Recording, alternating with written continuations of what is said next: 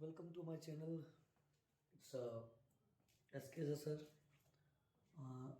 आज जो मेरी वीडियो होने वाली है बेहतर टॉपिक है और आपके क्लास 12 में 10th मार्क्स का सब्जेक्ट 10th मार्क्स का चैप्टर है। उस चैप्टर को बड़ी इत्मीनान से आपको पढ़ना पड़ेगा क्योंकि यह चैप्टर आपका टोटल 10 मार्क्स का चैप्टर है। इसे आप इग्नोर नहीं कर सकते हैं। क्यों नहीं कर सकते हैं? क्योंकि 10 मार्क्स का कहानी है और 10 मार्क्स के लिए आपको क्या होता है, कभी कभी स्टूडेंट कंफ्यूजन हो जाता है, तो आपको डरना नहीं है। एनपीयू को लेकर थोड़ा भी डरना नहीं है। आज क्लास में मैं एनपीयू का थियोरिटिकल कंसेप्ट जो है टोटली कंप्लीट करवाने वाला हूँ। साथ ही साथ आपको 10 मार्क जो है मैं टोटली कंप्लीट करके देने वाला हूँ। इसीलिए आपको टेंशन नहीं लेना है। आप बिल्कुल आराम से देखिए क्या मैं बताने वाला हूँ। चैप्टर का नाम है एनपीओ। इसका नाम है not for profit organisation. Non profit organisation की बात कर रहा हूँ। अब जब नॉन प्रॉफिट ऑर्गेनाइजेशन की बात करते हैं तो आपके दिमाग में आ रहा होगा सर क्या जो पहले ये होता क्या है। तो देखो हमारे अपने यहाँ क्या है, दो तरह के ऑर्गेनाइजेशन अवेलेबल है ना इंटरप्राइज। एक है प्रॉफिट ऑर्गेनाइजेशन, एक है non profit organisation. Profit organisation का क्या काम है? उसका काम है कि हम मार्केट से या फिर क्या कर सकते हैं, प्रोडक्शन करके मैं क्या करूं, गुड्स को तैयार करूं या परचेज करके लाऊं और उसे प्रॉफिट पर बेचूं ताकि मैं प्रॉफिट कमा सकूं। मतलब सिंपली उसकी एक ही थॉट होती है, प्रॉफिट मोटिव। वो अधिक से अधिक प्रॉफिट अर्न करने की बात करती है, अधिक से अधिक प्रॉफिट अर्न करके अपने घर लाने की बात करती है। लेकिन जब मैं non profit organisation, not for profit organisation की बात करता हूं तो हमारी जो संस्था है यह बल्कि प्रॉफिट को छोड़कर इस सोशल सर्विस की बात करती है। अच्छा सर, ऐसी कौन सी संस्था है, ऐसी कौन से ऑर्गेनाइजेशन है जो प्रॉफिट नहीं अर्न करना चाहती है? तो क्या अर्न करना चाहती है? तो ऐसी ऑर्गेनाइजेशन हमारे यहाँ है जो कल्चरल ऑर्गेनाइजेशन है, जो एजुकेशनल ऑर्गेनाइजेशन है, जो हेल्थ का ऑर्गेनाइजेशन है या अदर।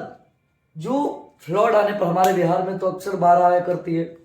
बाढ़ आने के समय क्या देखते हैं, कुछ लोग ऐसे होते, कुछ संस्थाएं ऐसी होती है वो जाकर बाढ़ पीड़ितों को मदद कराता है।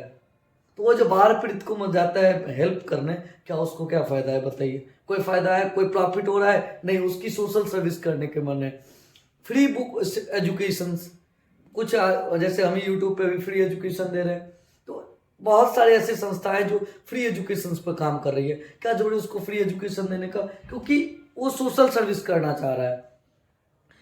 मेडिकल हॉस्पिटल्स जो है, जो भी हॉस्पिटल हमारे यहाँ जैसे सदर हॉस्पिटल्स हो गया है ना, या Darbhanga medical college and hospital है, फिर Patna medical college and hospital है, MMCH Madhubani medical college and hospital है। इन सब का क्या काम है? इन सब का काम है प्रॉफिट अर्न ना करके सोशल सर्विस देना। क्या देना?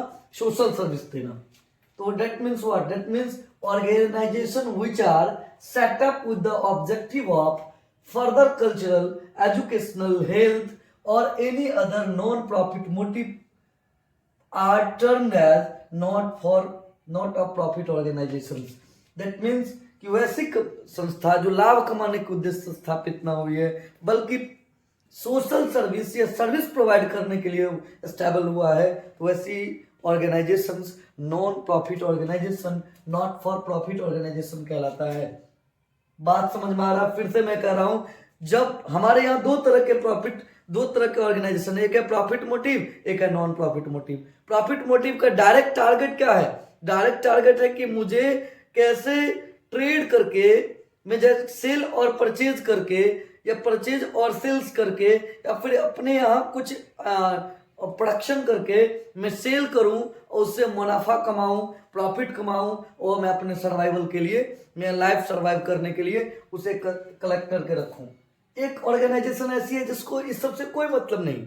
उसको क्या मतलब है? वो चाहता है कि सोशल सर्विस करें, या फिर सोशल सर्विस नहीं, कुछ ऐसी भी ऑर्गेनाइजेशन है जो अपने मेंबर्स को, उसमें जो मेंबर्स इन्वॉल्व है सिर्फ उसको वो हेल्प करना चाहता है। उसको समय समय पर टाइम टू टाइम क्या करता है, कोई समस्या आने पर उसको हेल्प करता है। वो इकोनॉमिकल हेल्प हो सकता है, सोशल हेल्प हो सकता है। तो ऐसे ऑर्गेनाइजेशन जो स्टैब्लिश हुए हैं वो नॉन प्रॉफिट ऑर्गेनाइजेशन के है। The organisation engage in different jobs are mainly of two types. कहते हैं जो बहुत सारे जॉब्स में क्या है, बहुत सारे कार्य में लगे हुए ऐसी संस्था है जो जिसका दो प्रकार है, दो तरह की संस्था है। एक है जो प्रॉफिट ऑर्गेनाइजेशन, एक है नॉन प्रॉफिट ऑर्गेनाइजेशन। एक का काम है जहाँ प्रॉफिट अर्न करना, एक का है सर्विस प्रोवाइड करना।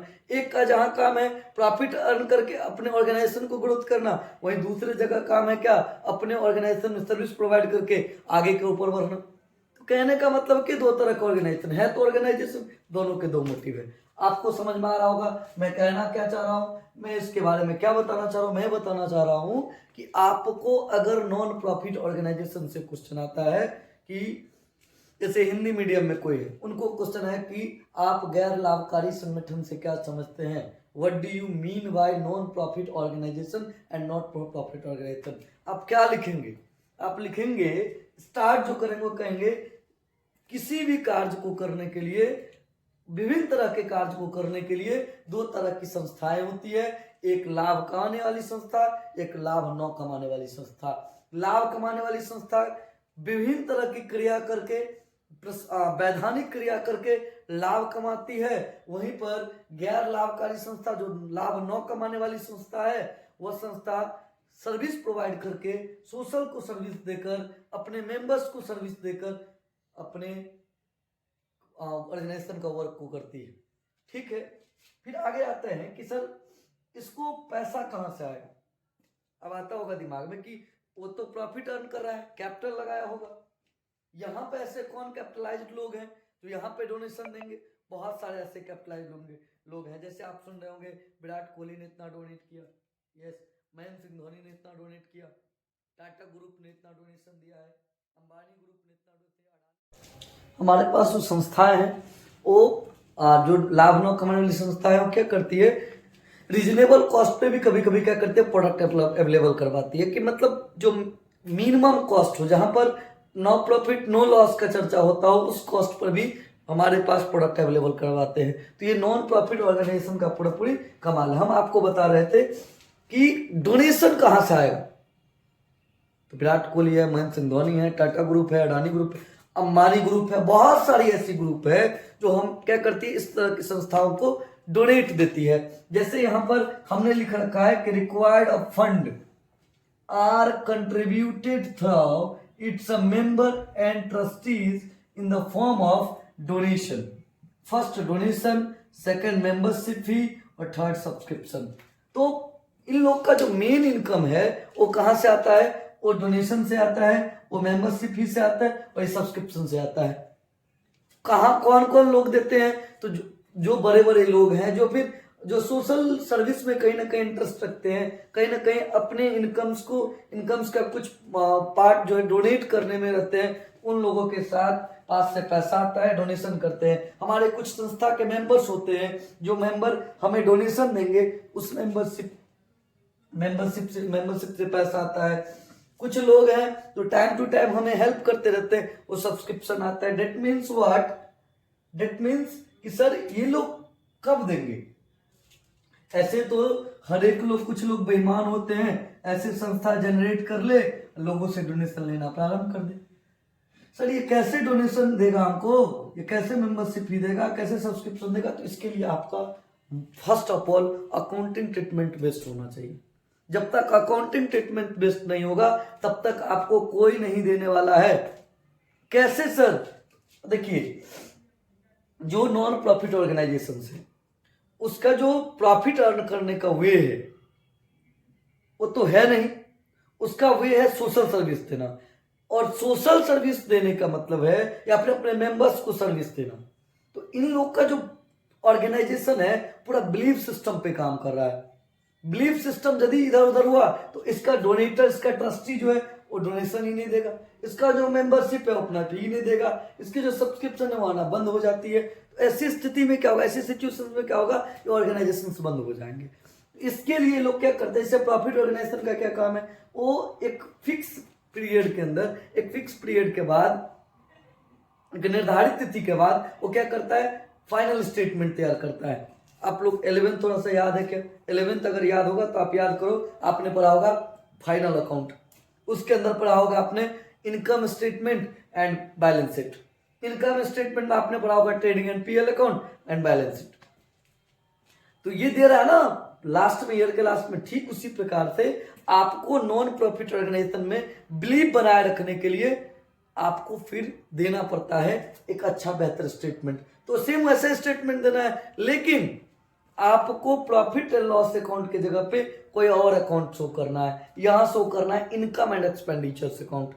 कैश के बारे में बतलाने के लिए कितने कैश हमारे ऑर्गेनाइजेशंस में आए, कौन कौन लोग डोनेशन दिए, उसकी कैश की पेमेंट्स क्या क्या है, हमने कितने रिसिप्ट किए, कितने पेमेंट किए, इसके लिए एक स्पेशल अकाउंट खोलना पड़ेगा, उसका नाम receipt and payment account. Last में भी हमारी ऑर्गेनाइजेशंस का क्या पोर्शन है, उसकी फाइनेंशियल इकोनॉमिक कंडीशंस क्या है, उनको देखने कराने के लिए आपको बैलेंस शीट बनाना पड़ता है। तो मेन बात यहां आता है क्या, जो सर फिर ये पीएल अकाउंट क्यों नहीं खोलता है, क्या कारण है कि ये भाई साहब पीएल अकाउंट नहीं खोलते।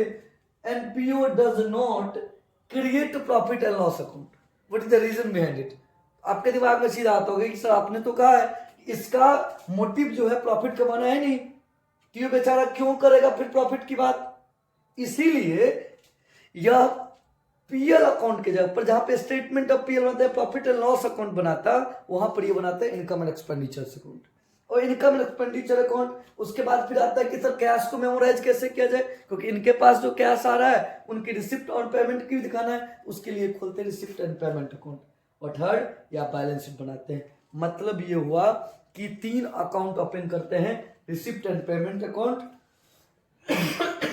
इनकम एंड एक्सपेंडिचर अकाउंट और बैलेंस शीट। अब ये तीनों अकाउंट का जब आप बात करते हैं तो उस तीनों अकाउंट के एक अलग अलग वे है। सबसे पहले आपको ध्यान रखना है कि NPO has a separate entity, इसकी ऑर्गेनाइजेशन अलग है, इसके जो ऑर्गेनाइजेशन में मेंबर्स वो अलग हैं, इसके जो मेन ऑनर लीडर कह सकते हैं आप, चेयरपर्सन कह सकते हैं, इलेक्टेड सेक्रेटरी कह सकते हैं, इलेक्टेड ट्रेजर जो है वो अलग है। और ये ऑर्गेनाइजेशन है क्योंकि इलेक्टेड लोग जाते हैं इसमें, वो एक फिक्स पीरियड के बाद उसको रिजाइन करना होता है, फिर इलेक्शन होती है, फिर इलेक्टेड पर्सन वहां पे जाता है। तो एनपीओ जो है नॉन प्रॉफिट ऑर्गेनाइजेशन में जो है सो कैसे अकाउंटिंग ट्रीटमेंट किया जाए, तो सबसे पहले आपको ध्यान में रखना है कि अकाउंटिंग ट्रीटमेंट करते समय आपको पहला काम करना है कि NPO has a separate entity, understood, organisations has a separate entity and organisation operator has a separate entity. दोनों में कोई संबंध नहीं है, उसके अलग संबंध है और इसके अलग संबंध है। तो हम बात करते हैं रिसिप्ट एंड पेमेंट अकाउंट पर। जब आप 3 अकाउंट के बारे में बात करते हैं तो पहला मैंने कहा कि आपको सबसे पहले रिसिप्ट एंड पेमेंट अकाउंट बनाना पड़ता है, और दूसरा आपको बनाना पड़ता है इनकम एंड एक्सपेंडिचर अकाउंट, ठीक है, और तीसरा आपको स्टेटमेंट तैयार करना होता है, वह है बैलेंस शीट का। तो ये 3 चीज आपको करना है। अब आप 3 चीज करते हो तो सबसे पहले रिसिप्ट एंड पेमेंट अकाउंट क्या है, तो देखो receipt and payment account never shows profit and loss, never shows surplus and deficits, only show what is the remaining balance on in your business. क्या रिमेनिंग बैलेंस आपके business में है वो last में आपको यही क्लियर करता है। इसीलिए रिसिप्ट एंड पेमेंट अकाउंट सिर्फ कैश का रिसिप्ट और कैश का पेमेंट बताता है। तो देन ये कैश बुक की तरह काम करती है, राइट। कैश बुक का क्या काम है, कैश बुक में कितने कैश आए हैं और कितने कैश गए हैं, debit what comes in and credit what goes out. इतना कहने के बाद आपके दिमाग में आ गया होगा receipt and payment account is a real account.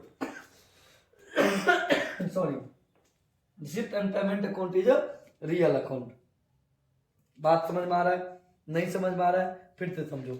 Receipt and payment account is a real account because receipt and payment account never show profit and loss and surplus and deficit and other anything. ये सिर्फ show क्या करता है, आपके business के अंदर lastly balance कितने रह गए उनको शो करता है और कुछ नहीं करता, ठीक है। अगला आता है कि रिसिप्ट एंड पेमेंट अकाउंट। जब बात करते हैं रिसिप्ट एंड पेमेंट अकाउंट के तो इसके कुछ ना कुछ फीचर्स होंगे, उसके बारे में भी बात करना होगा। बहुत सारा चीज है इसमें कंसेप्ट में, लेकिन मैं इसको छोड़ के थोड़ा सा आगे बढ़ रहा हूँ क्योंकि ये एग्जाम के लिए है। तो पहला it is a real account, क्या है, पहला क्या है, it is a real account. Second कहता है it is debit side so cash receipt and credit side so cash payment. कहते हैं इसके जो डेबिट साइड होते हैं उसमें कैश रिसिप्ट की बात होती है और क्रेडिट साइड में कैश पेमेंट की बात होती है। आपको याद होगा debit what comes in and credit what goes out के फॉर्मूला पर ही काम करता है, ये गोल्डन रूल पर काम करता, इसी गोल्डन रूल पे काम करता है। देन डेबिट में रिसिप्ट होंगे और क्रेडिट में पेमेंट होगा। बात समझ में आ रहा है? Real account receipt and payment account is a real account and in this account debit side receipt and credit side payment. Third चीज पे हम आते हैं, तो थर्ड चीज क्या कहता है? The opening balance of cash is show in the beginning of the debit side and the closing balance show in the form of balance of the in credit side. मतलब जब आप रिसिप्ट एंड पेमेंट अकाउंट बनाना प्रारंभ करते हो तो उसके debit side में, debit side credit side, debit side में आपको बिगिनिंग ऑफ कैश क्या है, आपने जो बिजनेस प्रारंभ कर रखा है उस समय की कैश क्या है, उस कैश के बारे में आपको बताना पड़ता है। थोड़ा सा हम एक बार आपको प्रैक्टिस करवाते हैं इस पर, आप समय दीजिए थोड़ा सा, है ना। और अभी तक चैनल अगर सब्सक्राइब नहीं किए हैं तो सब्सक्राइब करिए और आप उसके बाद बेल आइकन दबा दीजिए, क्योंकि मैं रेगुलर एक एक चैप्टर को कंसेप्ट लेकर आ रहा हूं आपके सामने और मैं बता के रहूंगा और आपके लिए कुछ ऑब्जेक्टिव छोड़ के जाऊंगा, जिसे आप कमेंट में या फिर आप अपना बुक नोटबुक में उतार कर उसको अपना एग्जाम के लिए प्रिपेयर करके रख लेंगे। जो इम्पोर्टेंट ऑब्जेक्टिव होगा आपके एग्जाम के लिए मैं उसका भी एक वीडियो बनाऊंगा, उस वीडियो में सिर्फ उसी ऑब्जेक्टिव का चर्चा करूंगा जो एग्जाम्स में आने वाले हैं, ठीक है। इसलिए थोड़ा सा वेट करिएगा, आपको बड़ा ही इंटरेस्टेड क्लास बनाने वाला हूं मैं और एक एक चीज का क्लियर करूंगा और ज्यादा डिटेल में नहीं जाऊंगा, क्योंकि अब एग्जाम का टाइम है। एग्जाम टाइम में ज्यादा डिटेल में जाएंगे तो कहीं ना कहीं समस्या आना प्रारंभ हो जाती है। चलो, तो मैं रिसिप्ट एंड पेमेंट अकाउंट का कुछ कैरेक्टरिस्टिक्स बता रहा था, फीचर्स बता रहा था, जिसमें मैंने पहला बताया कि receipt and payment account is a real account. Second कहा कि इसके डेबिट साइड में रिसिप्ट को लिखना है, क्रेडिट साइड में पेमेंट को लिखना है। थर्ड मैंने आपको बताया, थर्ड क्या बताया कि थर्ड में आपको यह याद रखना होगा कि इसका जो बिगिनिंग ऑफ कैश है वो डेबिट साइड में लिखाना होगा और क्लोजिंग ऑफ कैश जो है वो आपको क्रेडिट साइड में लिखना होगा, ठीक है। डेबिट साइड में मतलब जब आप रिसिप्ट एंड पेमेंट अकाउंट बनाते हो ना, उसी समय की मैं बात कर रहा हूँ, अभी जस्ट मैं बना रहा हूँ, ठीक है। आपके दिमाग में ताकि और भी कैरेक्टरिस्टिक्स और फीचर्स भी आ जाए और साथ साथ रिसिप्ट एंड पेमेंट अकाउंट बनाना भी आ जाए, ठीक है। कभी कभी होता है रिसिप्ट एंड पेमेंट अकाउंट भी हमारे एग्जामिनेशन में आ जाते हैं और कहीं ना कहीं हम लोग उसमें कंफ्यूजन होने लगता है। डरना नहीं है क्वेश्चन से, ना, स्मूथली उसको बना लेना है, ठीक है। टाइम देना पड़ेगा आपको, है ना, वीडियो को देखना पड़ेगा पूरा, तब जाकर आपको समझ में आने वाला है सारा कुछ, है ना। अगर आप पढ़ चुके हैं तो आप रिवीजन कर लीजिए, कोई जरूरी नहीं है घर पर आपको अकेले पढ़ने का, मैं हूं ना, रिवीजन करवा दूंगा मैं। पूरा डिटेल नहीं दे रहा हूँ, बस उतना ही दे रहा हूँ जो एग्जाम में आने को है, एग्जाम में आपको पूछना है। और अगर रिसिप्ट एंड पेमेंट अकाउंट और इनकम एक्सपेंडिचर अकाउंट आप सिर्फ फीचर्स या कैरेक्टरिस्टिक्स आप समझ लेते हो, आपको डिफरेंसेस अगर एग्जाम में आता है what do you mean what is difference between receipt and payment account and income expenditure account, तो क्लियर हो जाएगा आपका, ठीक है। आगे आता हूं, मैंने कहा कि जब आप रिसिप्ट एंड पेमेंट अकाउंट बनाने का सोचते हो, रिसिप्ट एंड पेमेंट अकाउंट बनाने का बात करते हो ना, तो आपको ध्यान में रखना होता है क्या, मैंने कहा कि जब आप इसको बनाते हो तो आपको ध्यान रखना होता है डीआर और सीआर इधर है। हमने क्या कहा था कि डीआर में आपको लिखना है रिसिप्ट और सीआर में लिखना है पेमेंट्स। कोई दिक्कत? डीआर में रिसिप्ट एंड सीआर में पेमेंट्स लिखना। हमने कहा कि जब आप कैश के बारे में बात करते हो तो बैलेंस बीडी यहां लिख दो। क्यों लिख दो? जब आप ओपनिंग बैलेंस की बात करते हो ना, अभी मैं आपको फीचर्स में बता रहा था ओपनिंग बैलेंस में, और लास्ट में आपको वाई बैलेंस सीडी रखना है। क्यों रखना है? इसमें आपको क्लोजिंग बैलेंस की बात रखनी होती है। क्लोजिंग बैलेंस क्या है हमारे फॉर्म में, उसका चर्चा आपको यहाँ पर लास्ट में करना होता है। यही मैं बात आपको बता रहा था कि इनके डेबिट साइड में बिगिनिंग ऑफ कैश बैलेंस रखना है और क्रेडिट साइड में क्लोजिंग बैलेंस रखना है। उसके बाद अगला पॉइंट क्या है, अगला कैरेक्टरिस्टिक है the receipt and payment account so can be received can be related to current year और प्रीवियस ईयर और कंटिन्यूइंग ईयर। देखिए जब आप रिसिप्ट एंड पेमेंट अकाउंट बनाते हो तो आपको ये दिमाग से हटा लेना है कि हमें सिर्फ और सिर्फ करंट ईयर का लेना है। आप प्रीवियस ईयर का भी ले सकते हो, करंट ईयर का भी ले सकते हो और नेक्स्ट ईयर का भी ले सकते हो। आपको सिर्फ और सिर्फ ध्यान रखना है कि रिसिप्ट आ रहा है, किस ईयर से आ रहा है, कहां से आ रहा है, डजेंट मैटर, रिसिप्ट आ रहा है सीधे रख देना है। पेमेंट कर रहा हूं, नेक्स्ट ईयर का कर रहा हूं, प्रीवियस ईयर का कर रहा हूं, करंट ईयर का कर रहा हूं, डायरेक्ट यहां रख देना है। अंडरस्टूड? मैंने फिर से रिपीट करना है।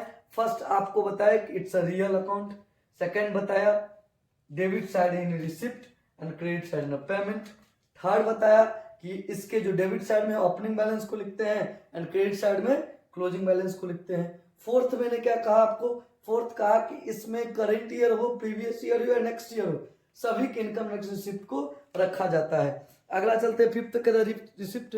फिफ्थ क्या कहता है? Revenue and capital item are not differentiate in this accounts.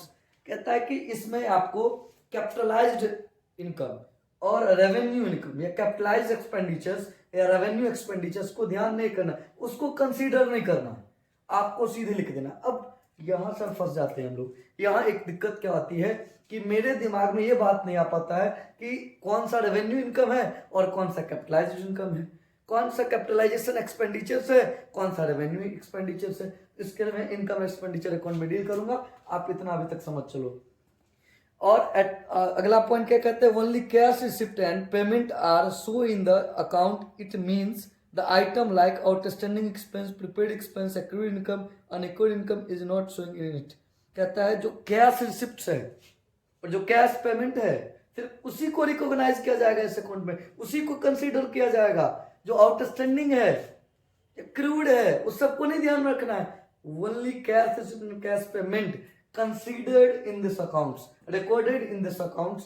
ठीक है। अगला फिर क्या कहता है इसका characteristic last, it does not give information about profit और loss while it help in preparation of income and expenditure account and balance sheet at the end of year after making proper adjustments. कहता है कि last में आपको यह भी ध्यान रखना होगा, लास्ट कैरेक्टरिस्टिक्स है कि प्रॉफिट और लॉस इसमें नहीं निकाला जाता है और साथ ही साथ इसमें सिर्फ वही ट्रांजैक्शन को रखा जाएगा जो कैश रिलेटेड है। इतने सारे बातों को समझने के बाद आप ये बात समझ गए होंगे।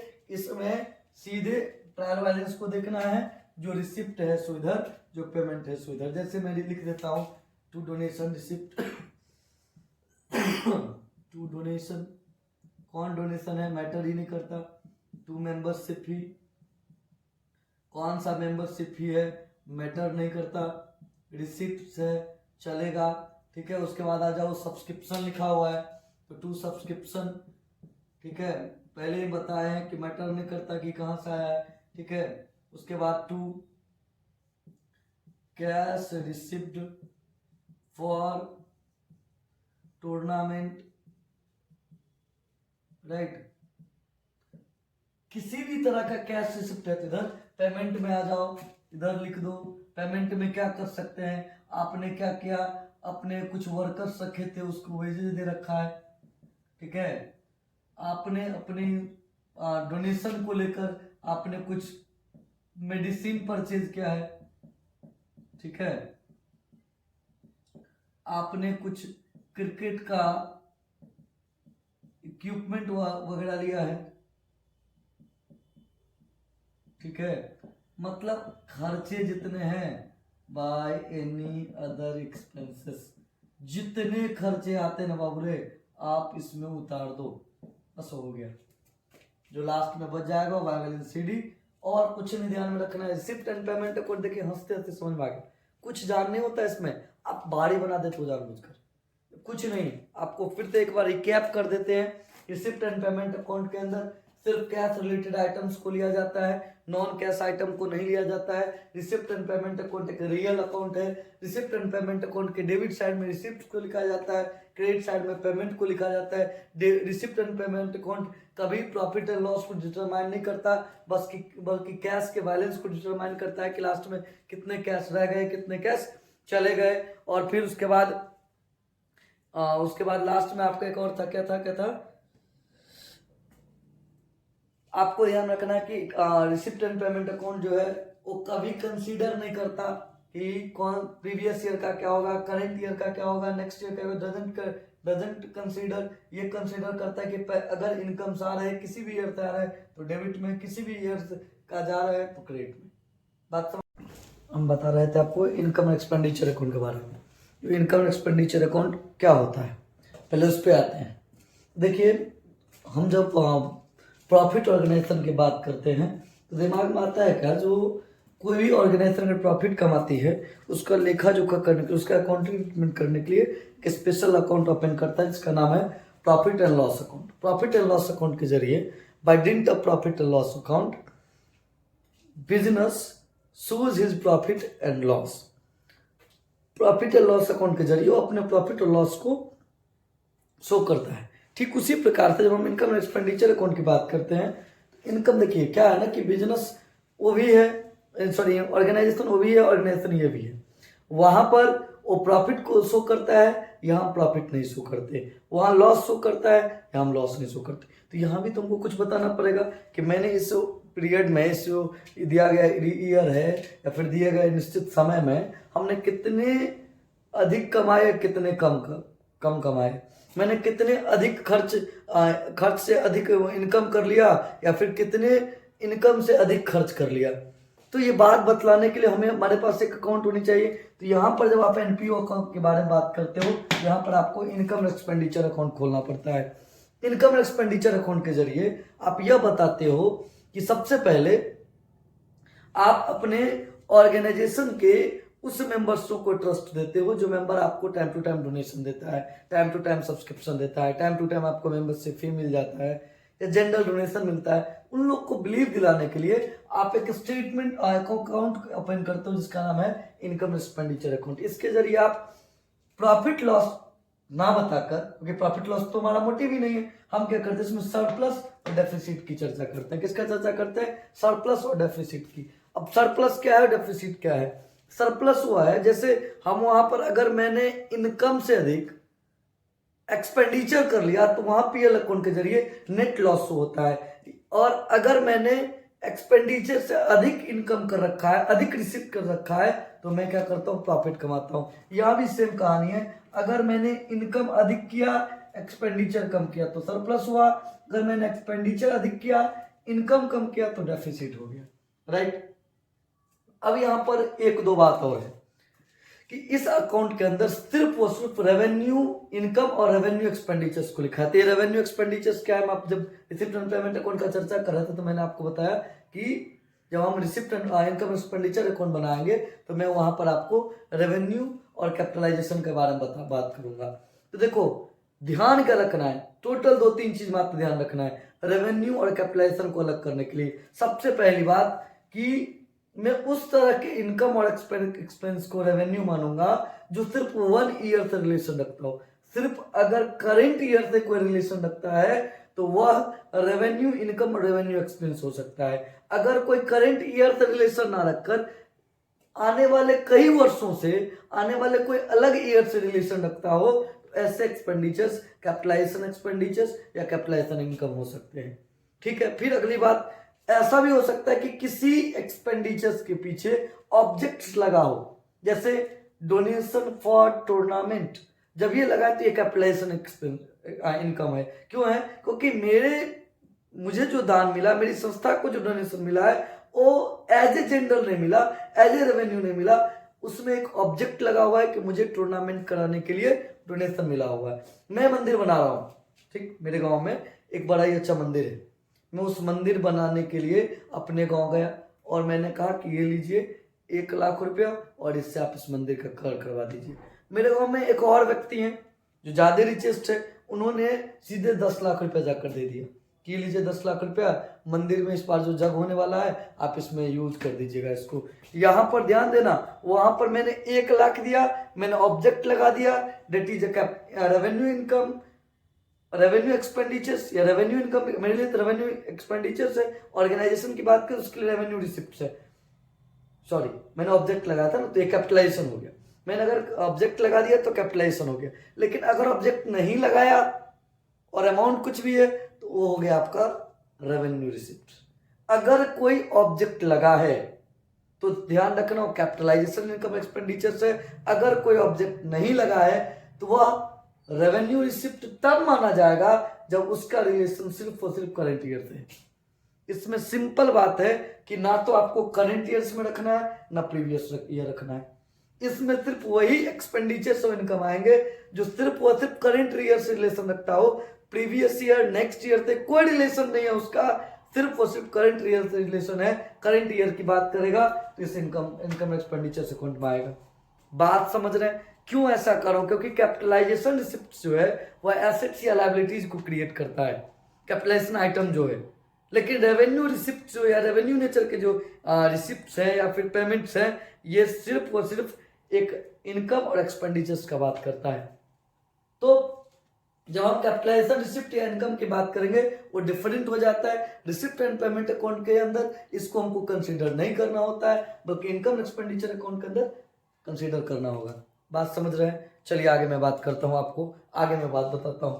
अब यहां पर देखिए, सबसे पहले मैंने लिखा टू एक्सपेंस पेड। किसी भी तरह का एक्सपेंस है, सैलरी है, वेजेस है, उसके बाद क्या कर सकते हैं आप, रेंट है, रिपेयर्स है, किसी भी तरह का खर्चा है, प्रिंटिंग स्टेशनरी हो सकता है, इंश्योरेंस प्रीमियम हो सकता है, इलेक्ट्रिसिटी हो सकता है, ऑफिस लाइटिंग एंड हीटिंग हो सकता है, कुछ भी है, अगर एक्सपेंस है और रेवेन्यू नेचर्स का है इसमें आ जाएगा।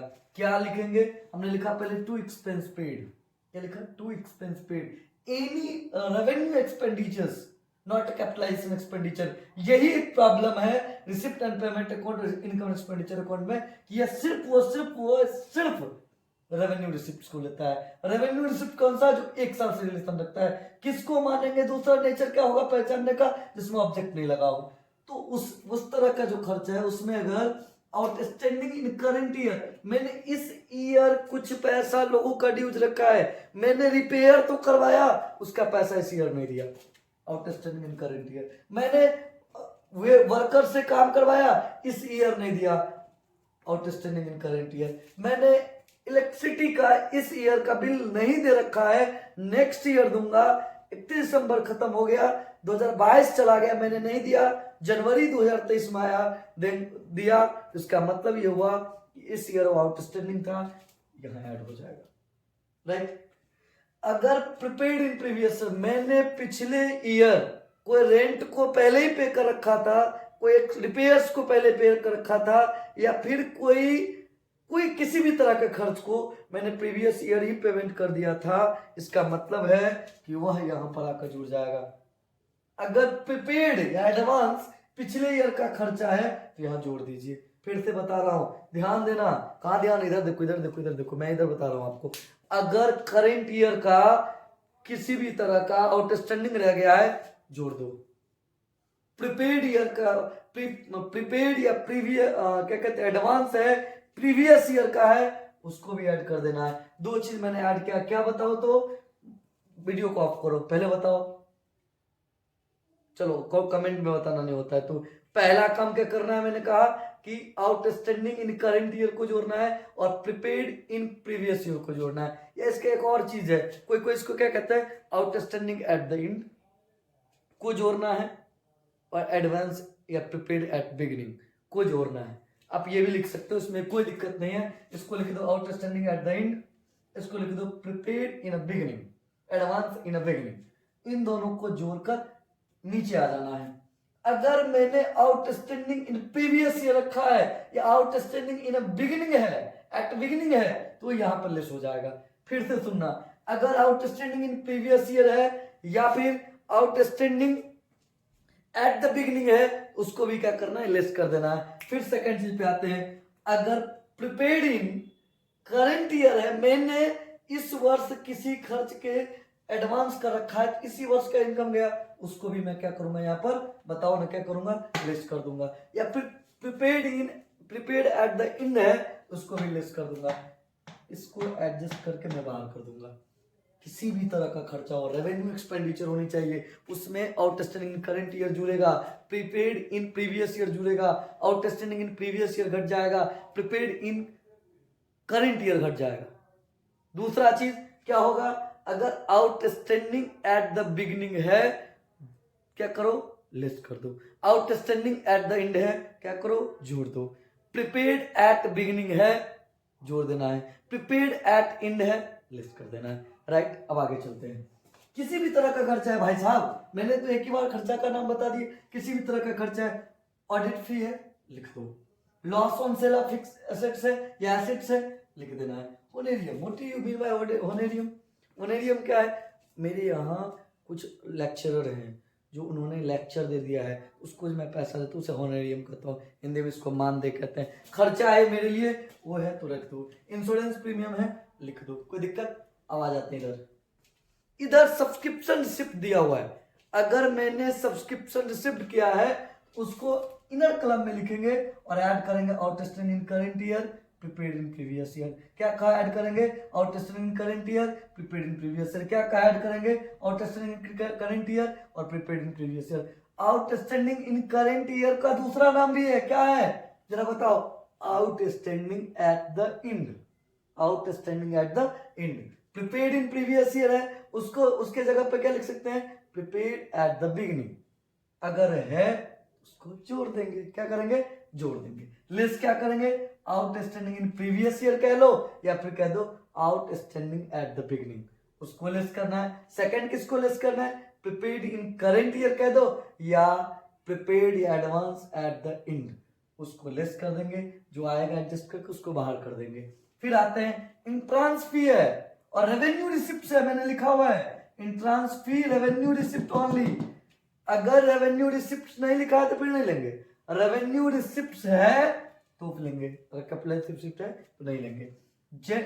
लॉकर रेंट है, मैंने मेरा जो ऑर्गेनाइजेशन है लॉकर का फैसिलिटी अवेलेबल करवा रखा है मेरे मेंबर्स के लिए, सोसाइटी के लिए। उसका कुछ नॉमिनल चार्ज में ले रहा हूं, उस नॉमिनल चार्ज को मैं इनकम को मानूंगा ही, तो बाय लॉकर रेंट लिख सकता हूं। मेरे पास कुछ जनरल डोनेशन आया है, कुछ लोग हैं जो जनरल डोनेट कर रखा है और अगर रेवेन्यू रिसिप्ट नेचर का है मैं रख दूंगा।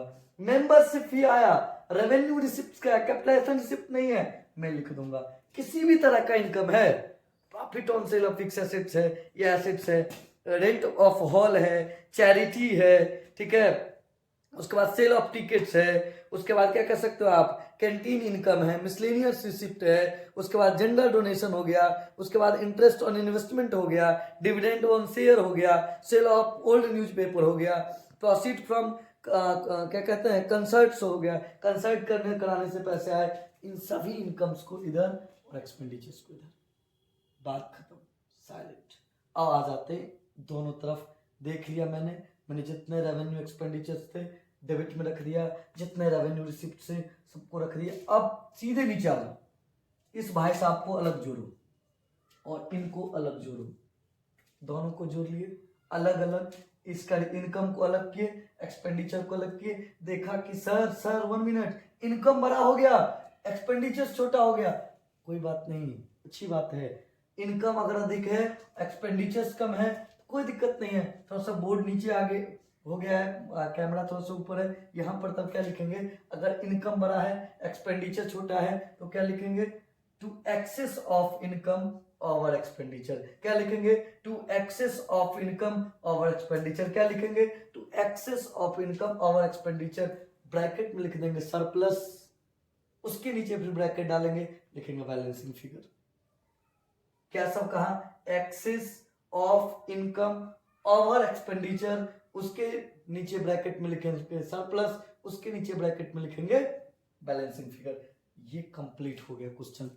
और अगर सर एक्सपेंडिचर बड़ा हो गया और इनकम छोटा हो गया तो टेंशन नहीं, कोई टेंशन नहीं। अगर ये क्या हो गया, ये हो गया आपका बड़ा और ये हो गया छोटा, एक्सपेंडिचर हो गया ओवर और इनकम हो गया अंडर, कोई दिक्कत नहीं। फिर इधर आ जाएंगे, लिखेंगे bye access of expenditure, sorry bye access of expenditure over income, bye access of expenditure over income. क्या कहा मैंने? Bye access of expenditure over income, उसके नीचे ब्रैकेट में डाल दो डेफिसिट, उसके नीचे डाल दो ब्रैकेट में बैलेंसिंग फिगर, कंप्लीट। कुछ टीचर्स हैं, कुछ लोग हैं जो इधर हमने कहा कि excess of income over expenditure लिखना है। डिफरेंसेज को कुछ लोग सीधे सरप्लस लिख के बैलेंसिंग फिगर लिख देते हैं, टू सरप्लस ब्रैकेट में बैलेंसिंग फिगर। इधर अगर एक्सपेंडिचर छोटा बड़ा हो गया, इनकम छोटा हो गया, तो इधर सीधा टू डेफिसिट बैलेंसिंग फिगर लिख दिए, बाय डेफिसिट बैलेंसिंग फिगर लिख दिए। आप भी लिख सकते हैं, आपके ऊपर डिपेंड करता है, आपको जो बेहतर लगे लिखो, लेकिन लिखना तो है एग्जाम में, टेंशन नहीं लेना है, बना कराना है। अब थोड़ा सा इसके फीचर्स पे भी हम लोग बात करेंगे।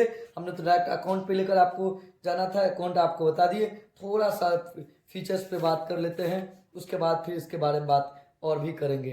क्या फीचर्स है it is a nominal account? जब ये इसके लास्ट में क्या निकला, लास्ट में क्या निकला बताओ तो? जब ये इसके लास्ट में आपको इनकम दिख रहा है, सॉरी लास्ट में डेफिसिट और सरप्लस का चर्चा हो रहा है, तो यह नॉमिनल अकाउंट है, क्योंकि स्टेटमेंट ऑफ पीएल या प्रॉफिट एंड लॉस अकाउंट का एक कॉपी है और इसमें प्रॉफिट लॉस की जगह पर सरप्लस और डेफिसिट निकलता है। It's a nominal account.